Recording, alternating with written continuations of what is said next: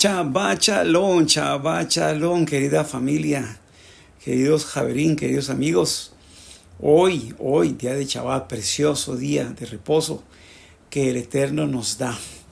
Hoy tenemos el inicio, pues, del quinto libro de la Torá. El quinto libro es Devarim o Deuteronomio, ¿no? Es la parashá número 44 y empezamos este nuevo Sefer, libro, ¿verdad? Y ya último de la Torá. Y aquí encontramos algunos mandamientos para observar, según el cómputo oficial de Maimónides, ¿sí? Del Sefer Hamizbot. Allí se registran exactamente 3 mandamientos lotase, o sea, negativos, ¿sí? Prohibiciones, y ningún mandamiento positivo. Y ustedes, como bien saben, a mí me fascina explicar estos mandamientos porque son cosas que debemos llevar a la práctica. Y acuérdense que la finalidad de la existencia del ser humano es esa, ¿sí? Practicar los mandamientos del Eterno. Y a continuación voy a dar un detalle de cada uno de ellos, ¿no? Su versículo y también su aplicación. Entonces, tenemos los siguientes mandamientos en la parashá de Devarim. Primero, prohibición de nombrar a un juez que no sea experto en la Torá, ¿sí? Entonces, lo encontramos allí en Devarim 1:17, dice, no haréis distinción de personas en el juicio. Y aquí, obviamente, se prohíbe explícitamente a las autoridades designar a una persona para el cargo de juez si carece del conocimiento profundo de las leyes de la Torá. Incluso si es un erudito destacado en otras ciencias, en otras disciplinas, ¿sí? O si es un gran líder social, mientras no tenga un conocimiento profundo de las leyes de la Torá, no puede ejercer como juez. El segundo, la prohibición de que un juez tenga miedo de un litigante en el juicio. Y está ahí mismo contemplado en el versículo que hemos leído, Deuteronomio o Devarim 1:17. No tendréis temor de ningún hombre, porque el juicio es del Eterno, ¿sí? Entonces aquí entendemos nosotros que un juez tiene estrictamente prohibido amedrentarse o alterar un fallo por temor a una persona malvada, poderosa o violenta involucrada en el caso. ¿Sí? La justicia debe dictarse con total integridad, entendiendo que el tribunal representa la justicia divina en la tierra. Y 3, prohibición de que los guerreros teman a sus enemigos durante la batalla. Y el versículo que encontramos, o donde lo encontramos, allí en Devarim o Deuteronomio 3:22, dice así, no los temáis, porque el Señor vuestro Dios es el que pelea por vosotros. Entonces aquí se prohíbe a los combatientes del pueblo de Israel sentir miedo, retroceder o flaquear frente al enemigo en el campo de batalla, debiendo poner su total confianza en el amparo y protección divina. Muy bien, entonces es importante saber cómo aplica hoy, ¿no? En la modernidad, cómo aplica hoy estos tres mandamientos, ¿sí? Entonces es importante analizar desde la perspectiva del derecho civil y penal, ¿sí? En esta legislación moderna, o desde el enfoque teológico y comunitario, ¿verdad? También del judaísmo mesiánico, que es el que yo represento. Entonces, aquí la aplicación o legislación moderna sostiene, ¿verdad?, que los sistemas legales, sistemas laicos y occidentales actuales, así como el derecho moderno del Estado de Israel, los principios de estos mandamientos se han secularizado y transformado en garantías constitucionales y normas de ética judicial. ¿Sí? Entonces, vamos a estar viendo uno por uno, ¿verdad?, según la legislación moderna. Entonces, lo primero es la no designación de jueces inexpertos, que es lo que nos dice allí Devarim o Deuteronomio 1:17. Entonces esto se puede traducir, ¿verdad?, en la creación de la carrera judicial como tal, ¿sí? En las democracias modernas nadie puede ser juez por herencia, ¿sí?, estatus social o influencia política.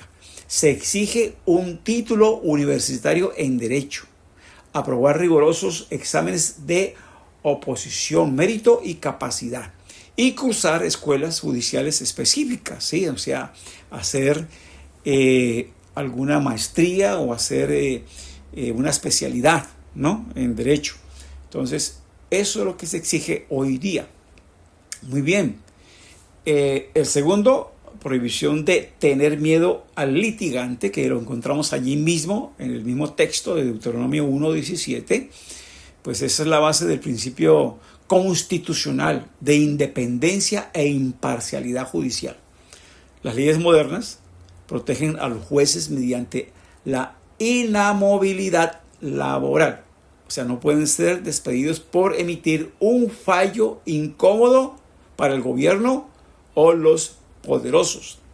Y se tipifican delitos como el desacato, las amenazas a funcionarios públicos y la obstrucción de la justicia para proteger su integridad.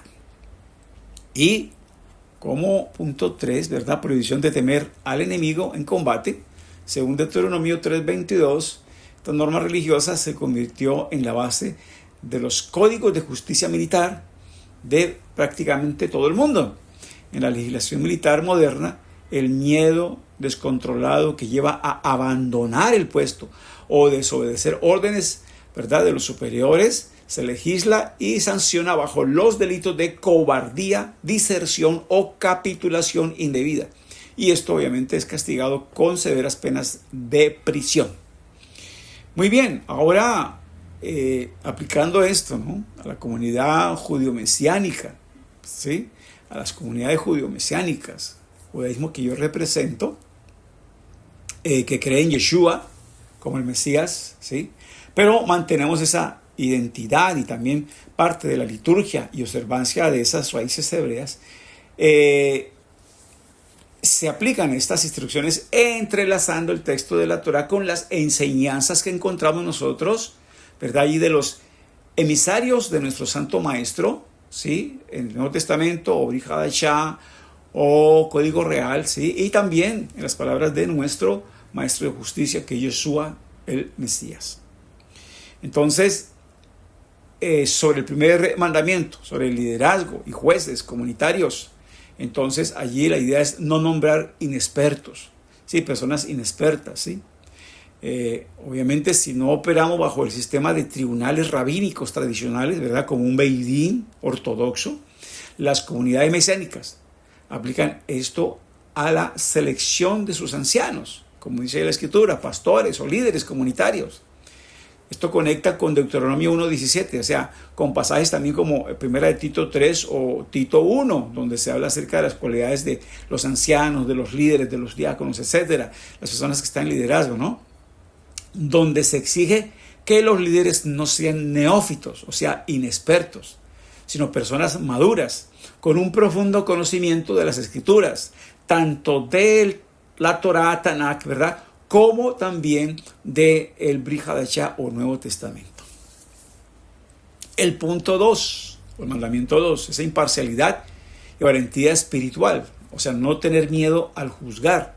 Entonces, para resolver disputas internas se basan o nos basamos en el protocolo de Mateo 18:15 al 17, ¿no?, que son instrucciones directas de nuestro Santo Maestro, ¿verdad?, al llamar a cuentas a una persona. Entonces, ahí está claro, llamar aparte a una persona, reconvenirle, ¿verdad?, hacerle entender su error, y se sigue ahí un proceso, ¿no?, si la persona no atiende a ese llamado, ¿no? Entonces, seguimos ese protocolo que nos señala allí el Mesías Yeshua, y que también obviamente tiene su base en la Torá, ¿sí? Y también en las instrucciones de 1 Corintios 6, donde el Rashta, Rabino Saúl de Tarso, reprende a los creyentes allí de Corinto, ¿verdad?, por llevar sus pleitos ante cortes paganas en lugar de resolverlos internamente. O sea, debe haber un Beidim interno que pueda resolver los problemas de la comunidad.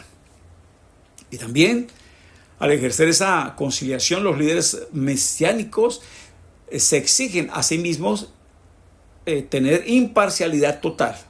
Recordando el texto de allí de Jacob o Santiago 2, 1-9, que prohíbe estrictamente la aceptación de personas o el favoritismo hacia los ricos dentro de la congregación o hacia los más influyentes, ¿no? Hay que ser imparciales y juzgar los casos, ¿verdad?, de esa manera, con imparcialidad. No importa que haya un poderoso o un pobre, sí, que haya una persona muy influyente y otra no. Entonces no, tenemos que ser imparciales. Y en cuanto a la guerra, sí, a no acobardarse en cuanto a la guerra, entonces en esto, pues esa guerra espiritual y valentía frente al enemigo, pues obviamente es no temer a esa batalla, pero entonces esto se espiritualiza, ¿no? Dado que la comunidad mesiánica se encuentra dispersa en la diáspora y no posee un ejército propio, ¿no? Entonces la prohibición de tener miedo en la batalla se alegoriza y se espiritualiza, como les dije, ¿no? Se enseña que el creyente está en una guerra espiritual, y así es que es real, una guerra espiritual diaria. ¿Con qué? Con el pecado y las fuerzas del mal, ¿sí? Entonces se utiliza el mandamiento de Deuteronomio 3:22, no los temáis porque el Señor vuestro Dios pelea por vosotros, ¿verdad? Es en paralelo con Efesios 6, del 10 al 18, donde se habla de toda la armadura de Dios, que nos habla allí el Rashdar, Rabino Saúl de Tarso. Exhortando a la congregación a mantenerse firme, sin temor y con fe ante las pruebas del mundo. Pruebas que implica la lucha contra la carne y sus pasiones, el mundo y sus atractivos, y contra los poderes espirituales que son reales. Mis amados, los dejo allí, ¿verdad? Acuérdense que aquí les enseñamos para que tu relación con el Creador sea cada vez mejor. Para todos, Shabbat Shalom y Shalom, Ubrajo, paz y bendiciones. Hasta una próxima.